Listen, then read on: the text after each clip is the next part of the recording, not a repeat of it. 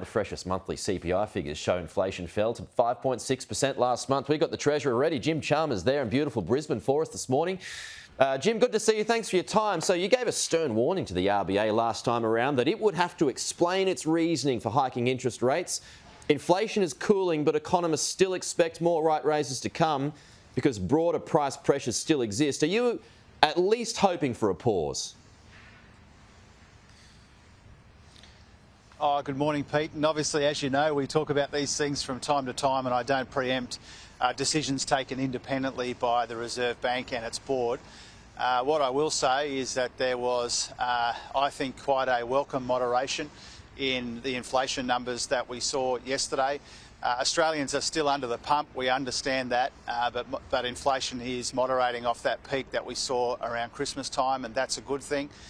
No doubt the Reserve Bank and its board will factor that in, what's happening with retail and consumption and what's happening with household savings and construction approvals and the global economy and all of these factors that they usually weigh up when they come to a decision on interest rates. No doubt they'll do that again next week.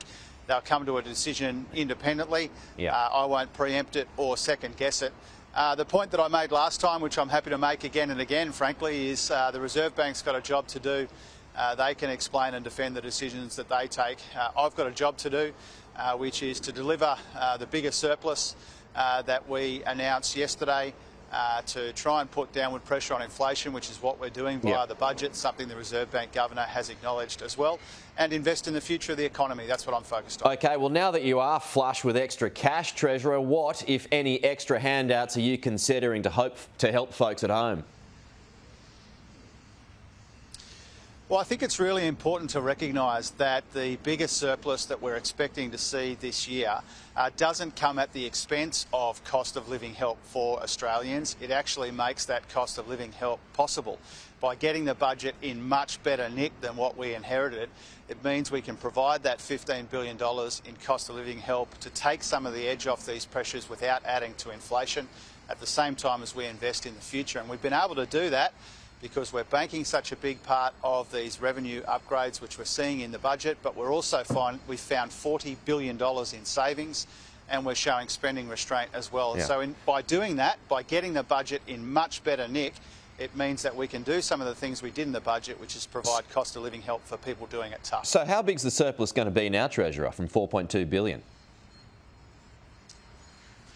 Well, we get the numbers for the end of June in the next couple of months, and so we'll make it clear when we can what the final budget position is. We're not at the end of the financial year yet, but what is already clear is that the budget surplus will be bigger than what we printed in May. We were deliberately cautious and conservative and restrained and responsible about that because my predecessor printed back in black mugs and flogged them off on the internet and didn't deliver a surplus. We've tried to be more careful about it, and that's what you're seeing. You're seeing the fruits of that responsible economic management in the bigger budget surplus. Just back on that point of helping folks, Treasurer, next week childcare subsidies kick in, but childcare centres are jacking up their fees with extra wages to pay. So is that policy now counterproductive? Oh, of course not. I mean, this will be a game changer for Australian families and particularly for parents with young kids because it will take some of the pressure off these price pressures that people feel, and it'll make it easier for people to work more and earn more if they want to. So it will be a game changer. But is that not an example of wage price spiral, though? Obviously, there are caps. Well, it's not. It's not a wages policy. It's about assistance. But wages is related. Extra wages are related. I don't think anyone would describe it that way, Pete. With respect, what we're doing here is providing substantial help. If you're on 120 grand as a family, you've got one kid doing 3 days a week. The benefit's about $1,700 a year. So it's a substantial bit of help for people. But there are price caps in the system. They're important. And I've also worked with Jason Clare to ask the ACCC to make sure we get a handle on pricing in the early childhood education system more broadly. And that's really important. They'll report to us in the coming months.